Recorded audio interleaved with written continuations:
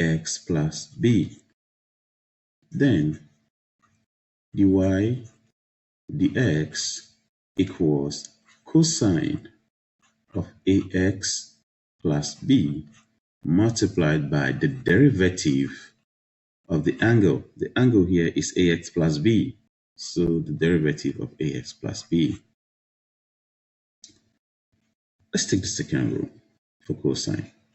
If y equals cosine of ax plus b, then dy dx equals the negative sine ax plus b multiplied by the derivative of the angle ax plus b. X plus b. Okay, let's look at some example.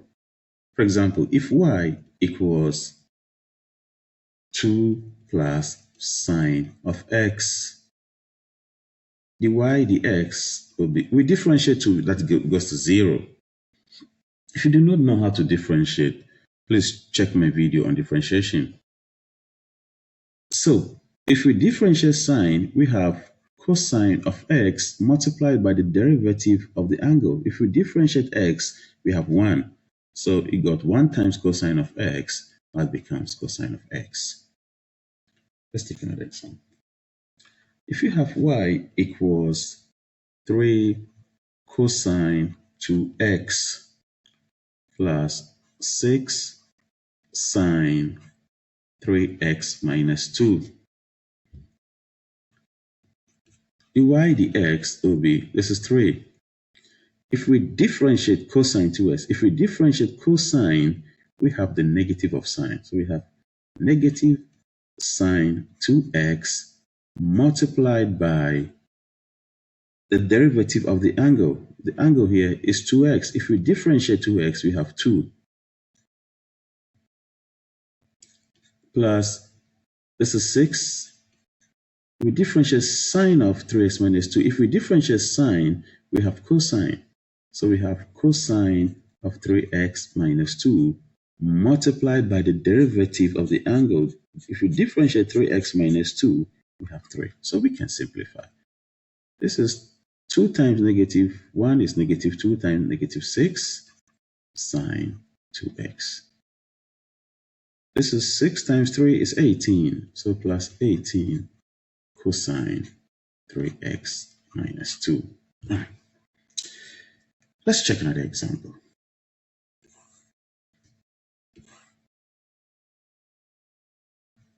If we have tangent of x,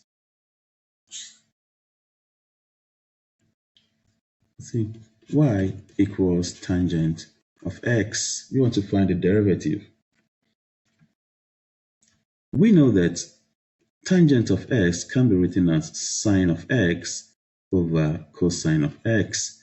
So we can differentiate using the quotient rule. The quotient rule says that if y equals u divided by v, then dy dx will be, you take the bottom, you differentiate the numerator, you differentiate the top, minus you take the top, you differentiate the bottom over the square of the bottom. If you do not know how to use the quotient rule, please check my video on differentiation using the quotient rule. So we take the bottom, which is cosine of x, we differentiate the top. If we differentiate sine of x, we get cosine of x. So that's cosine of x. Minus, we take the top, which is sine of x. We differentiate the bottom. If we differentiate cosine of x, we have negative sine of x. We get negative sine of x over the square of the bottom, the square of the denominator, which is cosine squared x. Cosine squared times cosine squared x gives cosine squared x. Negative sine x multiplied by negative sine x gives positive sine squared x over cosine squared x. Of course, cosine squared x plus sine squared x is 1 over cosine squared x. If you do not understand why cosine squared x plus sine squared x is 1, please check my video on trigonometric identity. And 1 over cosine squared x is sec squared x, because 1 over cosine is the same as sec x. Okay, let's check more interesting examples.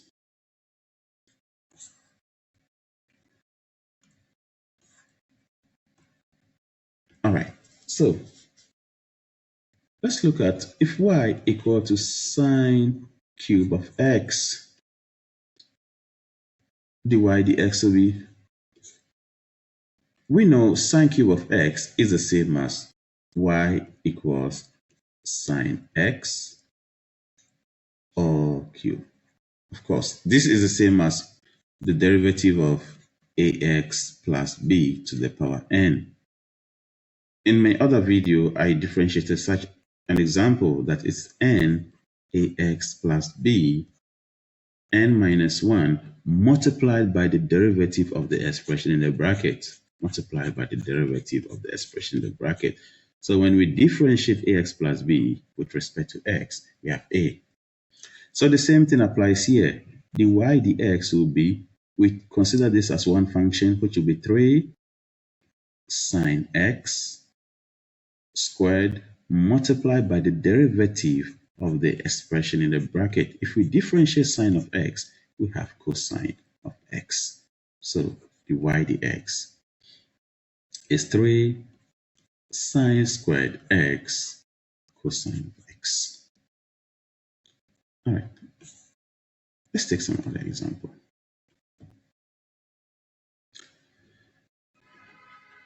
If you have y equals 5 cosine squared 3x, this is the same as 5 cosine 3x all squared. So the y dx will be, okay, this is 5 outside, right? Because if we differentiate this, we have 2 cosine 3x multiplied by, or cosine 3x to the power 1, multiplied by the derivative of the expression in the bracket. If we differentiate cosine 3x, if we differentiate cosine, we have negative sign. So we have negative sine 3x times 3, because we are differentiating the expression in the bracket, which is cosine 3x.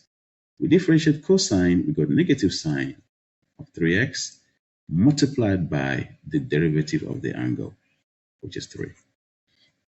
So we can simplify. This is negative 2 times 3 is negative 6. Negative 6 times 2 is negative 2 times negative 3 is negative 6. Negative 6 times 5 becomes negative 30. Sine 3x cosine 3x. Of course, we can simplify further. This will be the same as negative 15 sine 6x. Okay, let me explain why it's negative 15 sine 6x. It's like this. If you have sine of 2x, is the same as 2 sine x cosine x. In other words, we can say sine of x cosine x is half of sine of 2x. Therefore, sine of 3x cosine 3x will be the same as half of sine of 6x. Right? So this part, sine of 3x cosine 3x, is actually half of sine of 6x. So half times negative 30 is negative 15.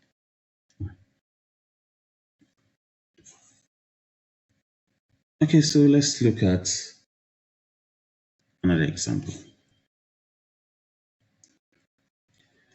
If you have y equals 3 minus cosine x all to the power 4, what will be the y dx? The same approach. We got 4, 3 minus cosine x to the power 3 multiplied by the derivative of the expression in the bracket.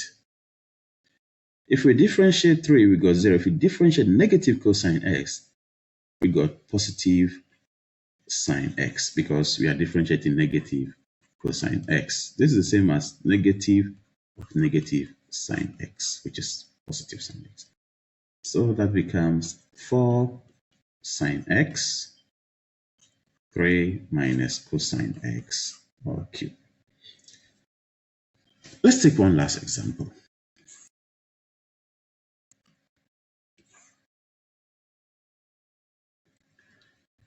If you have y equals 2 sine cube 2x plus pi on 6,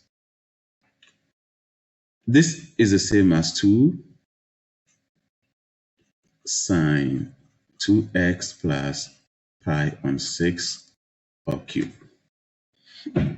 So the y, the x will be 3 will multiply, so we got 2 times 3, which is 6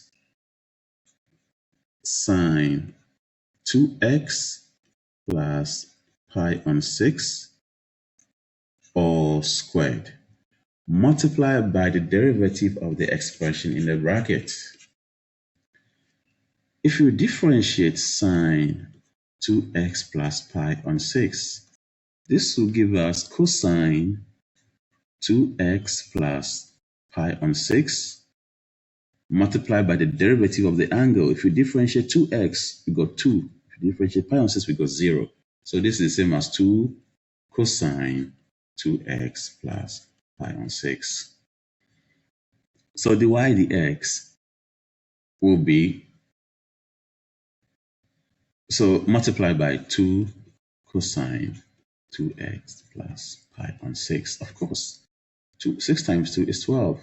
So we have 12 sine 2x plus pi on 6 all squared cosine 2x plus pi on 6. All right. Okay, see you again for the other video. If you like this video, please subscribe to my channel.